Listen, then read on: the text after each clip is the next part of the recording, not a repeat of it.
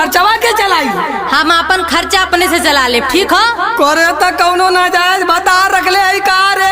करे तोर दिमाग खराब है का रे? सुन, अरे काहे माथा पच्ची तू का रावा तारी रे। तोरे जैसन से पीछा छोड़ावा तानी रे।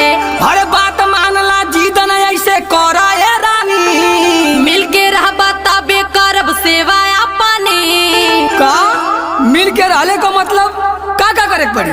सुना हम बतावत हई, आज तू कसम खा कि हम तोहार मरद, हम तोहार मरद आज के बाद तो से कब्बो झगड़ा ना करब। तो से कब्बो झगड़ा ना कर। कसम खा कि हम तोहार मरद, हम तोहार मरद आज के बाद तोहके कब्बो ना गरियाई। कब्बो ना गरियाई। कसम खा कि हमार साया साड़ी कुल कचरबा। नहीं, ई नहीं हो सका। हम मरद आई, मौगा ना आई। का? हाँ, ले सुन।